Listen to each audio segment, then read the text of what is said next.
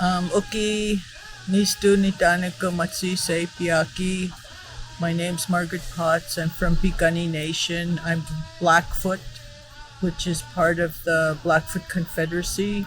I have been very connected with the land, being able to take the children and families out on the land, being able to connect them with all the plants, the birds, the animals, the water. That is what makes me who I am as a Blackfoot person. My mother raised me when we were small. My brothers were hunters and I was the youngest, and I'm the one that skins those animals, and where now you bring it to the butcher and they're sawing and using all these machines. I could do that with just a knife, and that's from teachings from my mom.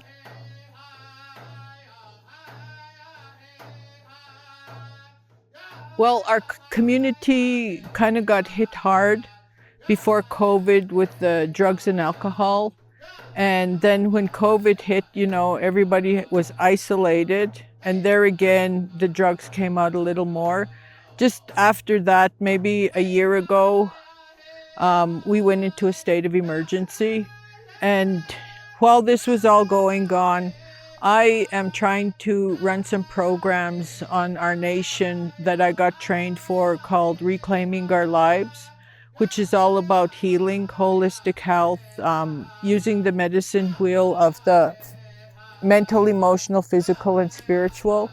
And I think it's really important that we start going back to our ways of life. And there's still a lot of people that are doing that. We have never lost that. But people were missing that part of their parents because they were raised in residential school.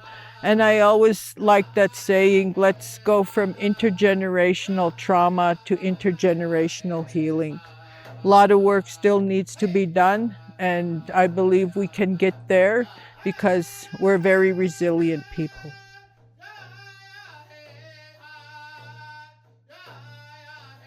So I always say, a buffalo is today's Walmart. It provides food, clothing, and shelter, and more. And that's what we depended on. And I just finished doing a buffalo harvest about 3 weeks ago at our school with all the kids. We've got kids in the school that have lost mothers, aunties, grandmas, they've lost someone. But when these kids came out to the buffalo harvest, their whole demeanor changed of like, can I help? Showing them how to respect the knife, respect the gun, the protocol, using the Aniskim, the whole stories that come along with it, and being able to show them how to, and what's the process.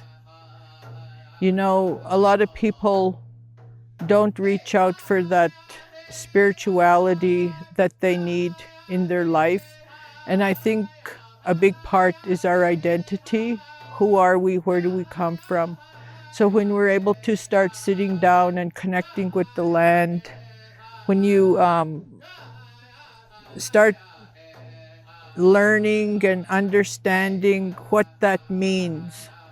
I always remember this one time, and these kids, they're going to grow up telling this story.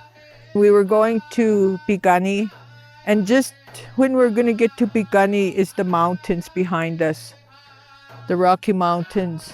And we came from a long drive, but when we were getting there, I told these kids, you always remember your home when you see those mountains.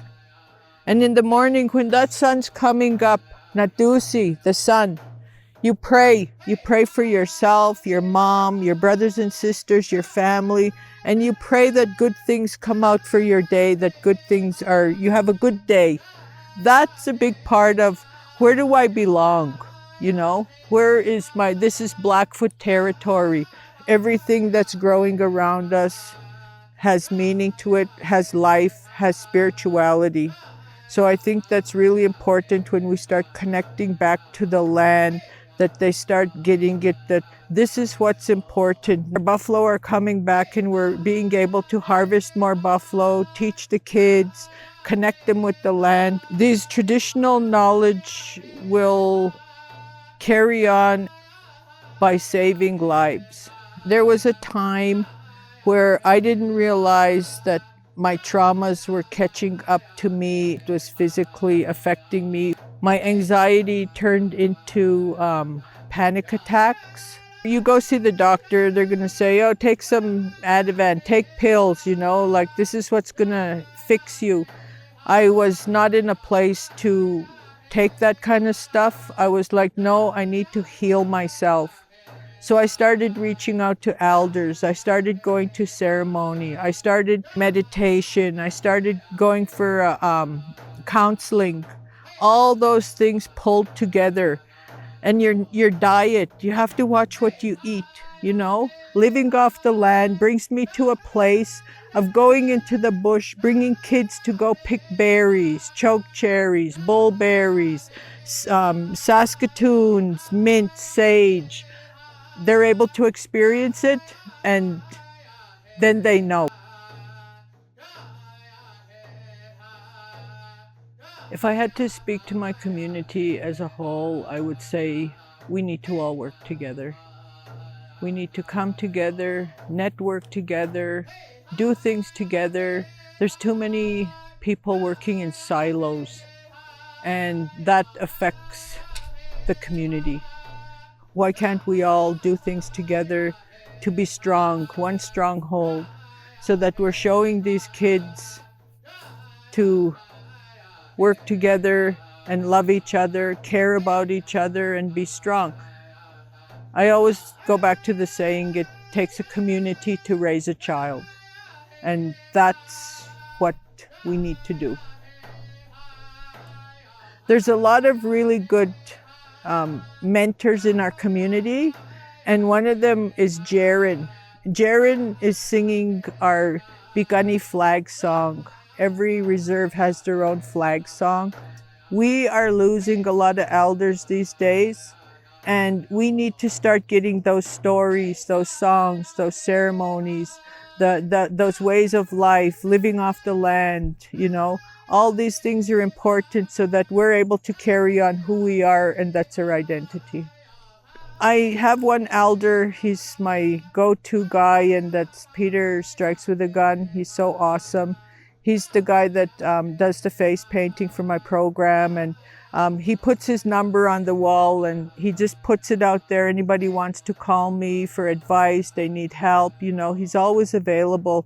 I wish there was more people out there that were like Peter, because he's so open to help. For the youth, the big one is to give them hope and empower them.